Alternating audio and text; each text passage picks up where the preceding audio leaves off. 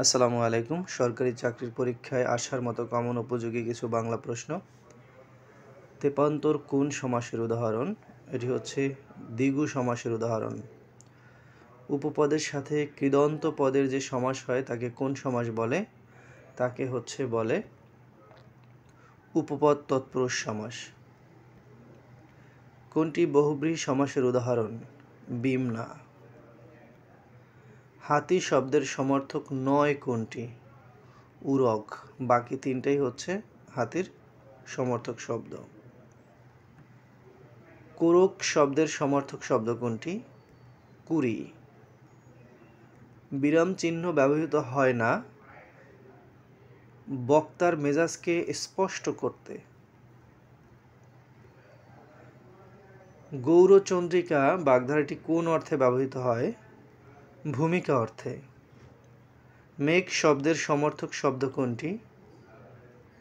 বারিদ। সোম শব্দের অর্থ কি? বিধু। নিচের কোন বাক্যটি শুদ্ধ? সমুদয় পক্ষীয় নির্বাদে। সমুদয় পক্ষী নির্বাদে। প্রত্যক্ষ কোনো বস্তুর সাথে পরোক্ষ কোনো বস্তুর তুলনা করলে বস্তুটিকে বলা হয় উপমেয়। কাঁচা মিঠা এর সঠিক ব্যাসবাক্য কোনটি? যা কাঁচা তাই মিঠা। সমাস নিষ্পন্ন পদকে কি বলে? সমস্ত পদ। একটি পত্রের প্রধান অংশ কয়টি? দুইটি। বাংলা ভাষা কোন মূল ভাষার অন্তর্গত? ইন্দো ইউরোপীয়। শুদ্ধ বানানগুচ্ছ নির্ণয় করো। এখানে আকাঙ্ক্ষা, গ্রামীণ, দারিদ্র এটি শুদ্ধ। শুদ্ধ বানান কোনটি? দুরন্ত। অপশন নাম্বার কতে। বিদ্বান মূর্খ অপেক্ষা শ্রেষ্ঠতর বাক্যটির শুদ্ধ রূপ কোনটি? বিদ্বান মূর্খ অপেক্ষা শ্রেষ্ঠ। স্বেচ্ছাচারী ব্যক্তি কোন বাগধারা দিয়ে বোঝানো হয়? ধর্মের সার মানে হচ্ছে স্বেচ্ছাচারী ব্যক্তি। কোনটি সাধুরীতির শব্দ? জ্যোৎস্না। একাধিক স্বাধীন বাক্যকে একটি বাক্যে লিখলে সেগুলোর মাঝখানে কোন চিহ্ন বসে? সেমিকোলন বসে। দ্বিগু সমাসে কোন পদ প্রধান? দ্বিগু সমাস পরপদ প্রধান, মানে পরপদের প্রাধান্য বেশি পায়। নবপৃথিবী এর সঠিক ব্যাসবাক্য হচ্ছে নব যে পৃথিবী। শুদ্ধ বানান কোনটি? এই যে শষ্ণ ভ্রষ্ণ। সাধু ও চলিত রীতিতে অভিন্ন রূপে ব্যবহৃত হয় অব্যয়। কোন ভাষা থেকে বাংলা ভাষার জন্ম হয়েছে? বঙ্গ কামরূপী।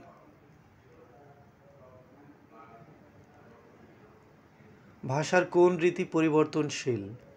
চলিত রীতি। সমুদ্র শব্দের সমর্থক শব্দ কোনটি? নদীকান্ত। কোন বাক্যটি শুদ্ধ? কোনো বাক্যই শুদ্ধ নয়। এখানে যে তিনটা বাক্য আছে কোনোটাই শুদ্ধ নয়।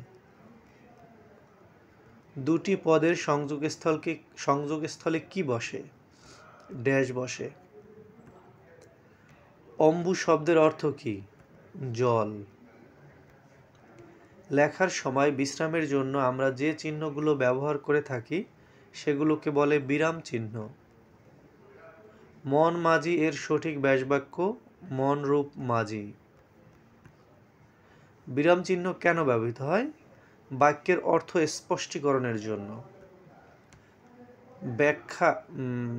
ব্যাখ্যার মাধ্যমে ভাবকে সহজ করে তোলার নামই হচ্ছে ব্যাখ্যার মাধ্যমে ভাবকে সহজ করে তোলার নামই হচ্ছে ভাব সম্প্রসারণ। কোন বাগধারাটির অর্থ চির অশান্তি? রাবণের চিতা। রাবণের চিতা মানে চির অশান্তি। ফাপড় দালালি এই বাগধারাটির সঠিক অর্থ কোনটি? এটি হচ্ছে গায়ে পড়ে মাতব্বরি। সমাস শব্দের অর্থ কি? সংক্ষেপণ। গায়ে হলুদ কোন সমাসের উদাহরণ? এটি বহুব্রীহি সমাসের উদাহরণ। কোনটি উপপদ তৎপুরুষের উদাহরণ? ছেলে ধরা। সূর্য শব্দের সমর্থক শব্দ কোনটি? আদিত্য। শুদ্ধ বানান কোনটি? দীনতা। সমাসের রীতি কোন ভাষা থেকে আগত? সংস্কৃত। ওকে, নেক্সটে আছে পর্বত শব্দের সমর্থক নয় কোনটি? উপল। বাকি তিনটাই পর্বত শব্দের সমর্থক শব্দ। বন্যেরা বনে সুন্দর, শিশুরা মাতৃক্রোড়ে, এই উক্তিটির প্রকৃত তাৎপর্য হচ্ছে জীব মাত্রই স্বাভাবিক অবস্থানে সুন্দর। ইঁদুর কপালে বাগধারাটি কোন অর্থে ব্যবহৃত হয়? মন্দভাগ্য।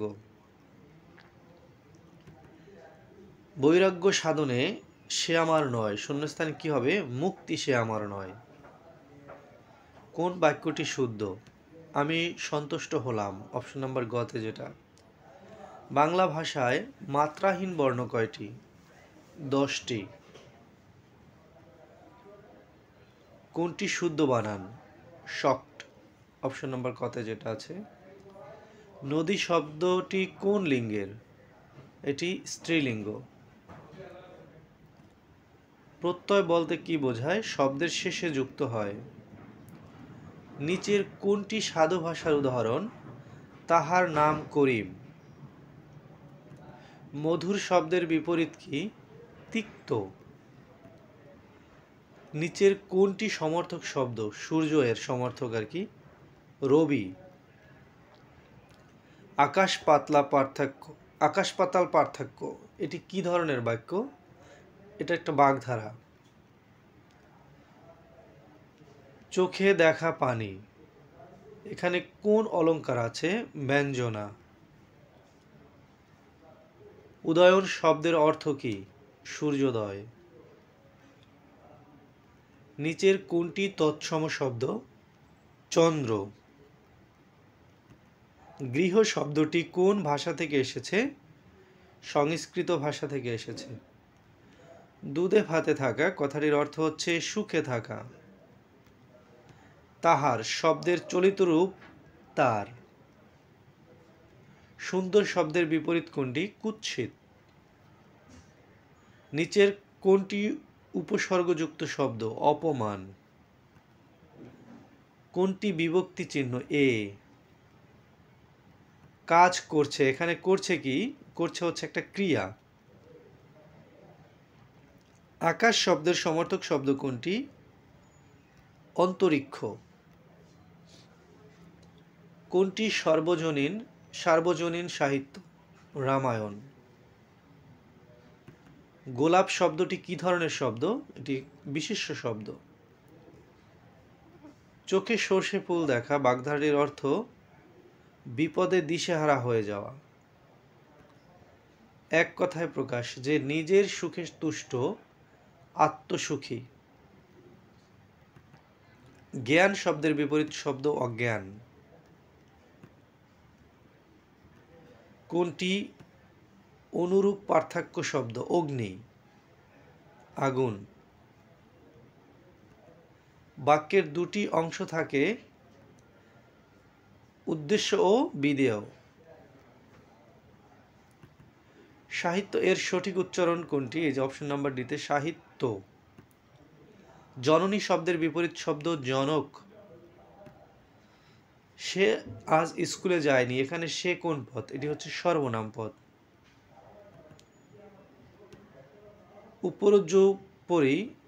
উপর্যুপরি শব্দের অর্থ কি?